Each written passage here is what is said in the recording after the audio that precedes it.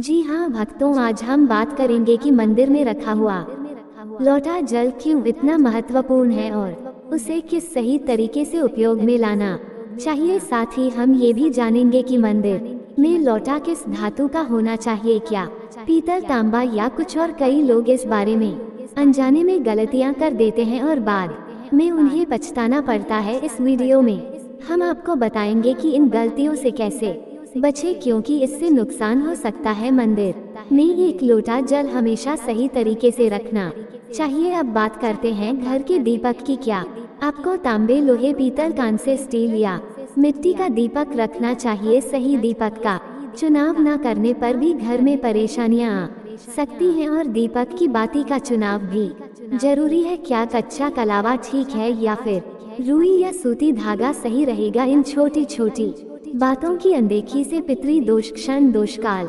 सर्प दोष या गरीबी जैसी समस्याएं हो सकती है। दोस्तों, यदि आप इस वीडियो को बीच में छोड़ने का सोच रहे हैं तो आप अभी छोड़ सकते हैं, लेकिन कृपया ध्यान रखिए, अगर आप लक्ष्मी माता का अपमान करते हैं तो यह आपके लिए शुभ नहीं रहेगा। अब बहुत से लोग ये सवाल पूछते हैं कि मुख्य द्वार पर जल छिड़कने का सही समय और तरीका क्या है? क्या इसे स्नान के बाद करना चाहिए या बिना स्नान के भी किया जा सकता है? और क्या झाड़ू लगाने से पहले जल छिड़कना चाहिए या बाद में? एक और सवाल जो अक्सर पूछा जाता है वो है, क्या पीरियड्स के दौरान मुख्य द्वार पर जल छिड़क सकते हैं या दीप दान कर सकते हैं? और जब मुख्य द्वार पर जल चढ़ाएं तो इसे अंदर की तरफ से चढ़ाएं या बाहर की तरफ से? फ्लैट या किराए के घर में रहने वाले लोग भी पूछते हैं कि मुख्य द्वार पर दीपदान और जल छिड़कने का सही तरीका क्या है। आज का वीडियो इन्हीं सवालों के जवाब पर आधारित है। सबसे पहले हम ये जानेंगे कि घर के बाहर और अंदर दीपक जलाने के क्या फायदे हैं। खासकर घर के बाहर दीपक जलाने से जो 5 बड़े फायदे होते हैं वो आपको चौंका सकते हैं। भगवान की पूजा में दीपक जलाने का महत्व तो सभी जानते हैं। हिंदू धर्म में देसी घी या सरसों के तेल का दीपक जलाना बेहद शुभ माना जाता है तथा तिल के तेल का दीपक भी जलाया जाता है। लेकिन भगवान के सामने दीप जलाना केवल पूजा का एक तरीका नहीं है, बल्कि घर के अंदर और बाहर दीप जलाने से कई लाभ मिलते हैं। दीपक जलाने से न केवल सकारात्मक ऊर्जा उत्पन्न होती है बल्कि 5 बड़े फायदे भी मिलते हैं। तो आइए जानते हैं। नंबर 1, पृथ्वी से अंधकार दूर होता है। घर में दीपक जलाने से न केवल घर का अंधकार दूर होता है बल्कि यह नकारात्मक ऊर्जा को भी घर से बाहर कर देता है। जहां दीपक जलता है वहां सकारात्मक ऊर्जा का वास होता है। स्वाभाविक है कि जहां सकारात्मक ऊर्जा होगी वहां भगवान का भी वास होगा, इसलिए शाम होने से पहले दीपक जलाना शुभ माना जाता है। तेल से जलने वाले दीपक का असर उसके बुझने के बाद भी आधे घंटे तक बना रहता है, जबकि शुद्ध देसी घी का दीपक वातावरण को करीब 4 घंटे तक सकारात्मक रखता है। नंबर 2, दीपक जलाने का वैज्ञानिक लाभ। जब घर में शुद्ध घी या सरसों के तेल का दीपक जलता है तो उसके धुएं से घर के माहौल में सात्विकता आती है।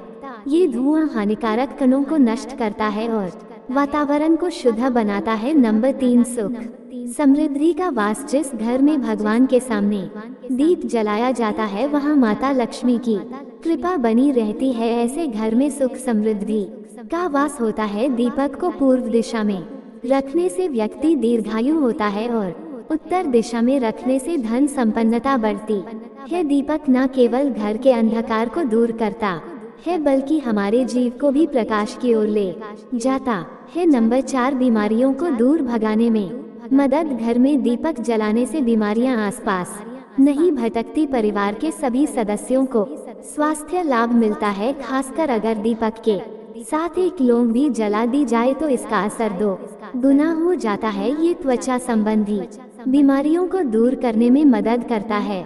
नंबर 5, शुभ शक्तियों को आकर्षित करना। सनातन धर्म के अनुसार जिस घर में सुबह शाम दीप जलाया जाता है वहां कभी अंधकार नहीं होता। ऐसा घर शुभ शक्तियों को आकर्षित करता है। जलता हुआ दीपक शुभ शक्तियों को चुंबक की तरह खींचता है, जो घर के लिए अत्यंत लाभकारी होता है। तो दोस्तों, अब जानते हैं कि मुख्य द्वार पर जल छिड़कने का सही समय और विधि क्या है? अगर आप मुख्य द्वार पर जल चढ़ाते हैं तो आपको ये ध्यान रखना है कि जल को रात में सोने से पहले एक पात्र में भर कर रखना चाहिए। आप कोई भी पात्र ले सकते हैं, जैसे तांबे, पीतल, स्टील या चांदी का। यदि गंगाजल उपलब्ध हो तो उसे थोड़ी मात्रा में डालें और फिर शुद्ध जल से पात्र भर दे। अगर गंगाजल नहीं है तो केवल शुद्ध जल भी पर्याप्त है। इस जल से भरे पात्र को अपने घर की रसोई में रख दीजिए। सुबह उठकर इस जल का छिड़काव अपने घर के मुख्य द्वार पर करें। मुख्य द्वार पर सुबह सबसे पहले छिड़का गया जल घर की सभी समस्याओं को दूर करता है। यदि आप नकारात्मक ऊर्जा, मानसिक परेशानी, आर्थिक तंगी या वास्तु दोष से परेशान है तो यह उपाय आपकी मदद करेगा। रसोई में रखा जल मुख्य द्वार पर छिड़कने से आपके घर की परेशानियां समाप्त हो सकती हैं। यह उपाय न केवल वास्तु दोष और पितृ दोष को समाप्त करता है, बल्कि तंत्र मंत्र या बुरी नजर के प्रभाव को भी खत्म करने में सहायक है। इस उपाय को नियमित करने से घर में सुख समृद्धि बनी रहती है और बीमारियों से भी मुक्ति मिलती है। आपको ये जल सूर्योदय से पहले मुख्य द्वार पर छिड़कना चाहिए। अगर सूर्योदय के बाद आप मुख्य द्वार को अन्य जल से धोना चाहे तो यह कोई समस्या नहीं है, लेकिन यह विशेष जल सूर्योदय से पहले ही छिड़क दिया जाना चाहिए। अब कई लोग पूछते हैं कि क्या ये जल छिड़कने से पहले स्नान करना जरूरी है या बिना स्नान किए भी इसे किया जा सकता है। देखिए, जो जल हम सुबह मुख्य द्वार पर छिड़क है वह एक महत्वपूर्ण उपाय है। इसे स्नान करने के बाद करना आवश्यक नहीं है। सुबह जल्दी उठे, सबसे पहले रसोई में जाएं और पहले से रखे जल को लेकर मुख्य द्वार पर जाएं। मुख्य द्वार खोले और इस जल का छिड़काव करें। जल छिड़क समय अपने पितरों और माँ लक्ष्मी का ध्यान जरूर करें। ऐसा कहा जाता है कि सुबह सुबह माँ लक्ष्मी हर घर के द्वार पर आती हैं। जिन घरों के द्वार खुले होते हैं और जहाँ जल का छिड़काव किया गया होता है वहाँ माँ लक्ष्मी प्रवेश करती हैं। जल छिड़क समय अपने मन में माँ लक्ष्मी से प्रार्थना करें, हे माँ लक्ष्मी, कृपया मेरे घर में प्रवेश करें। मैं आपका स्वागत करने के लिए तैयार हूँ। इसके बाद पितरों का ध्यान करें, क्योंकि घर की दहलीज को पितरों का वास स्थान माना जाता है। जब आप दहलीज पर जल छिड़क हैं तो पितर प्रसन्न होते हैं और उनका आशीर्वाद आपको मिलता है। स्नान करने की आवश्यकता नहीं है, आप बिना स्नान किए भी यह कार्य कर सकते हैं। अब आपके अगले प्रश्न की बात करें, क्या जल का छिड़काव झाड़ू लगाने के बाद करना चाहिए या पहले? इसका उत्तर यह है कि सुबह उठने के बाद सबसे पहला कार्य जल का छिड़काव करना चाहिए। इसके बाद आप झाड़ू लगा सकते हैं। सुबह उठते ही सबसे पहले बिस्तर पर बैठकर अपने दोनों हथेलियों को देखें और माँ लक्ष्मी का ध्यान करें। यदि चाहे तो निम्न मंत्र का उच्चारण कर सकते हैं। कराग्रे वस्ते लक्ष्मी कर मध्य सरस्वती कर मूले तू ब्रह्मा प्रभाते कर दर्शन। फिर दोनों हाथ जोड़कर देवी देवताओं को प्रणाम करें। इसके बाद हाथ से धरती को स्पर्श कर प्रणाम करें और धीरे से अपना दाहिना पांव जमीन पर रखें। फिर रसोई में जाकर जल ले और मुख्य द्वार पर जल छिड़क समय माँ लक्ष्मी और पिता का ध्यान अवश्य करें। उसके बाद आप अपने घर के अंदर आकर अपनी दिनचर्या जैसे झाड़ू लगाना, स्नान करना आदि कर सकते हैं। अब कुछ लोगों का ये सवाल होता है कि क्या जल छिड़कने के बाद मुख्य द्वार की सफाई की जा सकती है? तो हाँ, आप ऐसा कर सकते हैं। पहले रसोई में रखा जल मुख्य द्वार पर छिड़क दें। इसके बाद अतिरिक्त पानी लेकर मुख्य द्वार की अच्छे से सफाई झाड़ू या पानी से कर सकते हैं। कुछ लोग पूछते हैं कि अगर वे फ्लैट या किराए के एक कमरे में रहते हैं तो जल का छिड़काव और दीपदान कहाँ करें? तो इसका उत्तर यह है कि आप जहाँ रहते हैं वहाँ के मुख्य द्वार को ही माने। मतलब जिस दरवाजे पर आपका नाम लिखा हो या नेम प्लेट लगी हो वहीं जल छिड़क और दीप दान करें। अगर आपके पास एक ही कमरा है तो कमरे के दरवाजे को मुख्य द्वार माने और वहीं पर यह उपाय करें। अब अगला सवाल यह है कि क्या पीरियड्स के दौरान मुख्य द्वार पर जल छिड़का जा सकता है और दीप दान किया जा सकता है? जल छिड़कने के लिए पीरियड्स का कोई असर नहीं होता, आप जल छिड़क सकती हैं।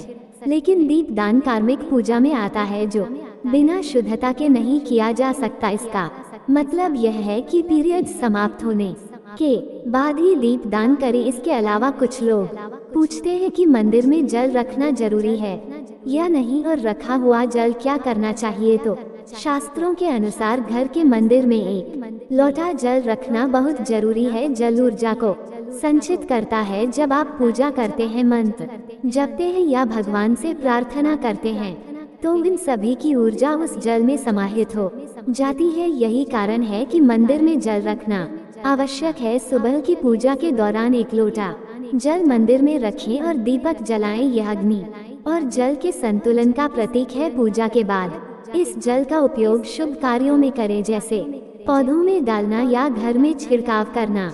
ये सकारात्मक ऊर्जा को बढ़ाता है। सुबह की पूजा के समय हम मंदिर में जल रखते हैं।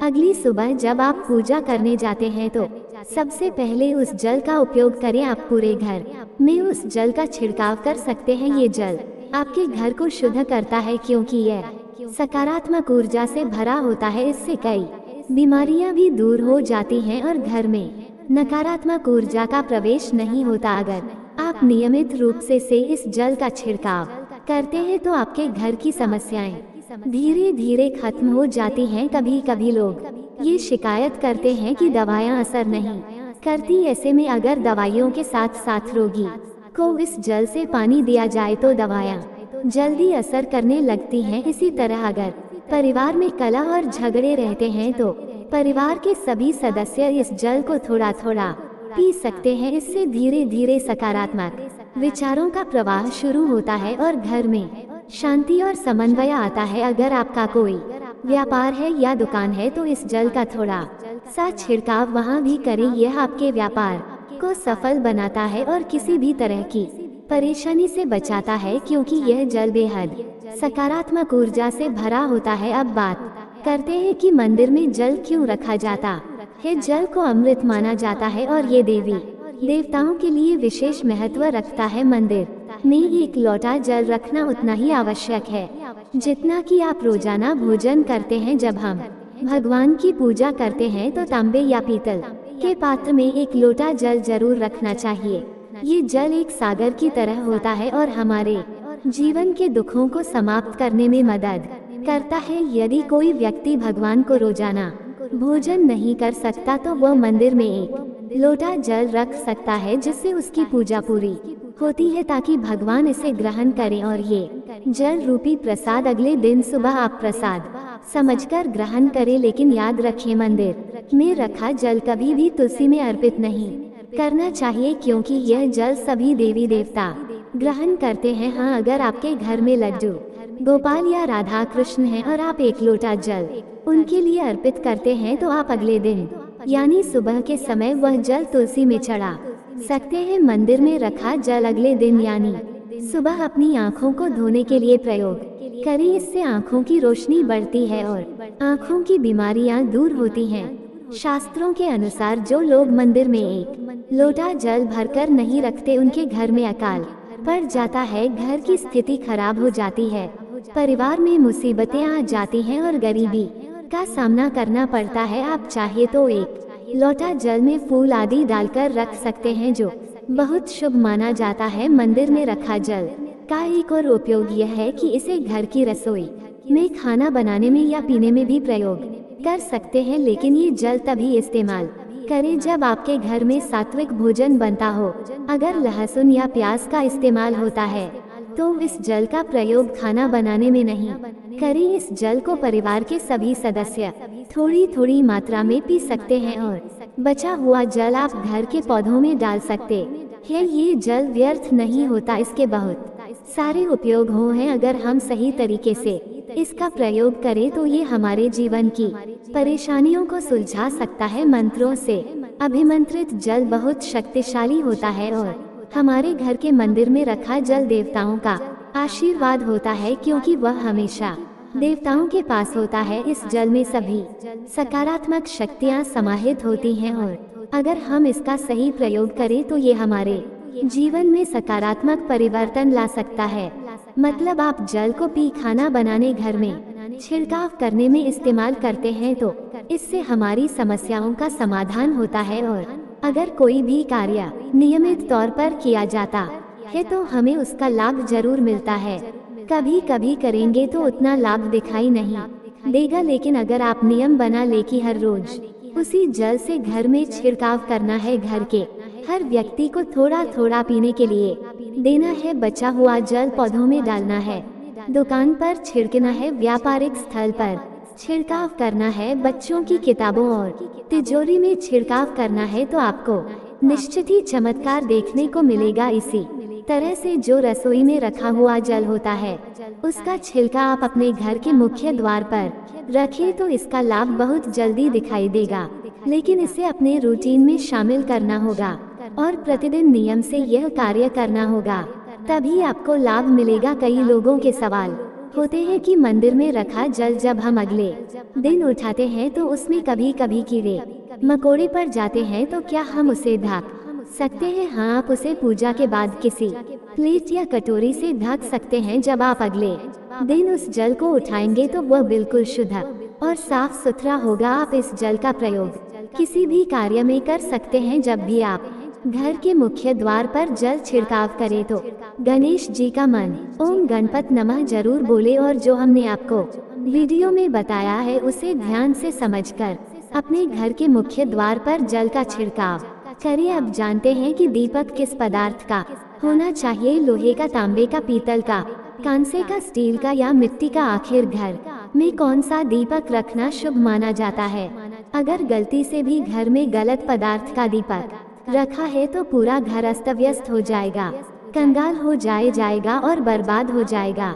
देखिए, स्टील के दीपक में पूजा करने से घर में शनि को नाराज किया जाता है। लोहे के दीपक से भी पूजा नहीं करनी चाहिए, क्योंकि इससे घर में गरीबी आ जाती है। बाजार में लुभाने के लिए कांच के दीपक भी आ गए हैं, लेकिन बिल्कुल भी गलती से भी घर में कांच का दीपक ना लाएं, नहीं तो राहु केतु आपके घर में आ सकते हैं और घर बर्बाद हो सकता है। कांच का दीपक शनि और राहु को नाराज करता है। तांबे का, पीतल का और मिट्टी का दीपक धन की देवी लक्ष्मी को आकर्षित करता है। घर में कोई भी अन्य प्रकार का दीपक लाना सही नहीं माना जाता। पीतल और मिट्टी के दीपक को शुभ और मंगलकारी माना जाता है, क्योंकि यह शनि और राहु केतु को प्रसन्न रखता है, साथ ही मंगल ग्रह का भी असर कम करता है। कच्चा कलवा और रुई से जलने वाला दीपक सर्वोत्तम होता है। जो लोग सूती धागे से हाथ पर बांधने वाली बाती तैयार करते हैं उनके घर में समस्याएं और गरीबी आ सकती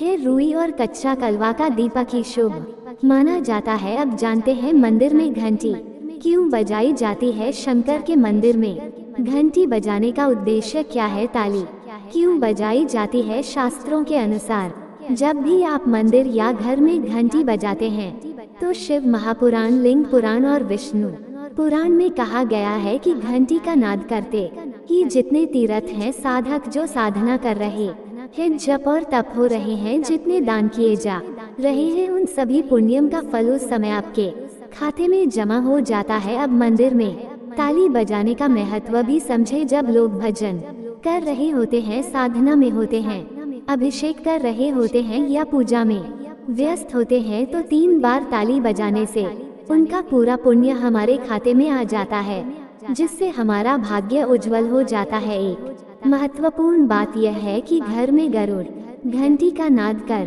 बेहद शुभ माना जाता है, मगर बच्चों को खेल के तौर पर घंटी नहीं दी जाती, क्योंकि घंटी का नाद करते समय सभी का पुण्य हमारे खाते में आ जाता है। इसलिए घंटी का नाद केवल पूजा और भजन के समय ही करना चाहिए। इसे खेल खिलौने के रूप में न ले। मंदिर में घंटी बजाने का तरीका भी महत्वपूर्ण है। ये हमेशा प्रेम और श्रद्धा से बजानी चाहिए, ना कि जोर जोर से। कई बार लोग मंदिर का पट बंद होने के बाद भी घंटी बजा देते हैं, जिससे पाप लगता है। अगर भगवान मंदिर में विश्राम कर रहे हैं तो उस समय घंटी बजाना घों पाप माना जाता है। मंदिर बंद होने पर घंटी को रस्सी से बांध दिया जाता है ताकि वह ना बजे। घंटी बजाने का सबसे शुभ समय सुबह 400 बजे से लेकर 11 बजे तक होता है, क्योंकि यह समय अत्यंत मंगलकारी होता है। इसके अलावा शाम 6 बजे से रात 11 बजे से पहले भी घंटी बजाई जा सकती है। रात 12 बजे के बाद मंदिर के पट बंद कर दिए जाते हैं और देवी देवता विश्राम करते हैं। इस समय घंटी बजाना पुण्य के बजाय पाप का कारण बन सकता है। दोस्तों, आज की जानकारी आपको कैसी लगी? कृपया कमेंट करके हमें बताएं। अगर आप माता लक्ष्मी का सम्मान करते हैं तो एक लाइक जरूर करें और हमारे चैनल ज्ञानवर्धक टेल्स को सब्सक्राइब करके कमेंट में जय माता लक्ष्मी जरूर लिखें। धन्यवाद।